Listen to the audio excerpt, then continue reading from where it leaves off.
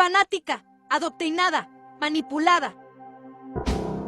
Qué ironía escuchar esto de quienes marchan en contra del artículo 139, un artículo que no existe, pero van llenos de mentiras, llenos de coraje, porque hasta la fecha han creído todo lo que les han dicho. Qué ironía ver una marcha en contra de la dictadura y del autoritarismo avanzar en total libertad, cuando fue en el pasado que las manifestaciones tenían de todo, excepto libertad.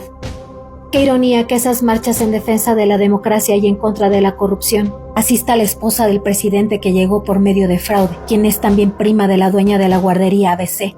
Asiste el hijo del expresidente que le dio a México leche radioactiva y quien tuvo la inflación más alta en la historia. Asistan los partidos que se niegan a que el poder legislativo y judicial lo elige el pueblo. Y para colmo, mientan y se digan ser marchas apartidistas, cuando fue el magnate dueño de la oposición quien las convocó. Qué ironía que digan que la Constitución no se toca y desconozcan las 400 veces que se ha modificado en los últimos sexenios. Qué ironía la aguerrida defensa de los organismos de transparencia, esos organismos que son todo menos imparciales, que hacen millonarios contratos con funcionarios públicos y que mueven la ley para cobrar millonarias pensiones infinitas. Qué ironía que los que prometieron hospitales, daban quimios de agua y monopolizaron las medicinas, sean hoy los indignados por el manejo de la pandemia, cuando el país se vacunó en su totalidad y a pesar de los altísimos índices de hipertensión, diabetes y obesidad, nuestro índice de mortandad fue menor que en países de primer mundo. Qué ironía que los más preocupados por el agua sean los que la privatizaron,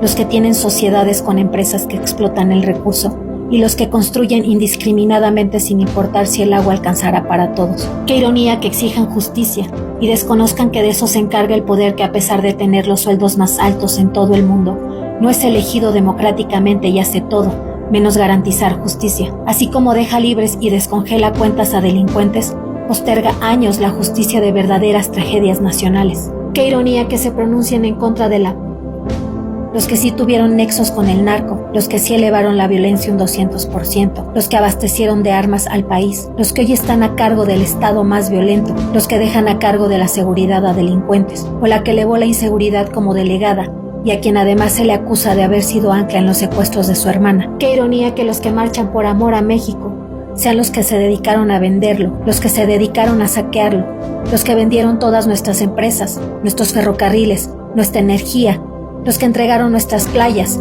nuestras minas y hasta nuestra agua. Los mismos que repiten una y otra vez que nuestro petróleo no es redituable, con la absurda idea de que es mejor venderlo crudo para volverlo a comprar refinado, a un país que a pesar de no tener el recurso, se hace rico explotándolo de otros países. Qué ironía que estos mismos que saquearon al país y no hicieron ni un solo proyecto de desarrollo durante décadas, sean los que se dediquen a desacreditar la recuperación de nuestra aerolínea, la recuperación de nuestra energía, la recuperación de nuestro petróleo, demeritan la creación de 2 aeropuertos, del tren más novedoso del mundo, que genera empleos dignos en las zonas más pobres y olvidadas del país, y la creación del corredor interoceánico, el grandioso proyecto que conecta el Pacífico con el Atlántico y que será el más importante paso comercial internacional, como lo fue el Canal de Panamá. Qué ironía que los que lanzan campañas de ecocidio en contra de la franja del Tren Maya sean los responsables de las verdaderas tragedias ambientales del país. ¿Quiénes dieron los permisos a Calica? ¿Quiénes le permitieron a la empresa minera estadounidense destruir nuestro Caribe mexicano?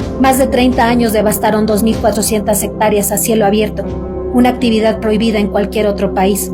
Que mejor nos expliquen por qué de 238 minas mexicanas, 151 las explotan otros países sin reparos. Qué ironía que estos mismos defensores jamás hayan controlado ni acompañado el desarrollo urbano, con programas que compensen el deterioro ambiental, pero hoy desacrediten el programa de reforestación más grande del mundo, que da empleos a miles de campesinos y se está extendiendo a Centroamérica.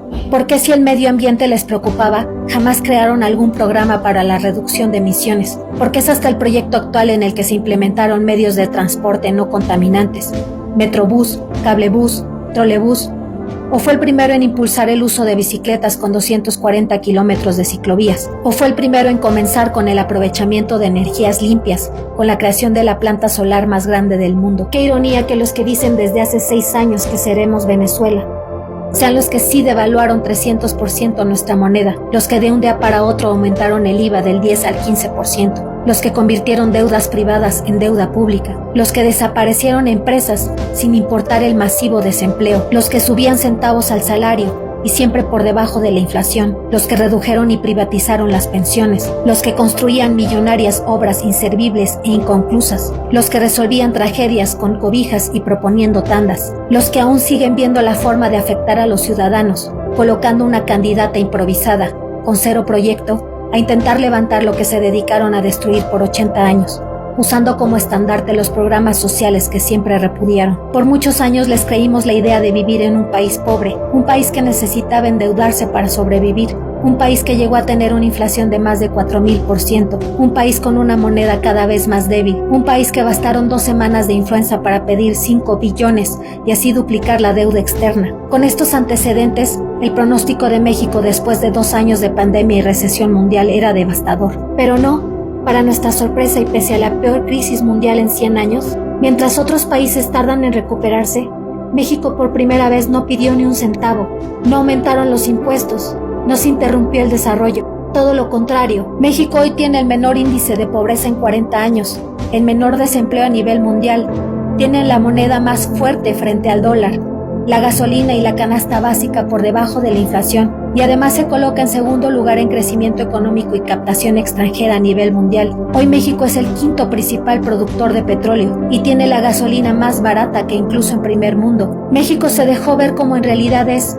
un país rico pero siempre saqueado. Basta un poquito de historia universal para saber que detrás de esta guerra sucia en los medios no solo están los magnates y políticos corruptos. A esta campaña que inició hace años se le sumaron intereses internacionales descontentos por ver cómo se les cierran las llaves. Y como lo han hecho con otras naciones que defienden lo que les pertenece, preparan un ejército de traidores a su patria, llenándolos con noticias falsas para desestabilizarlos y así justificar sus tan anhelados golpes de Estado.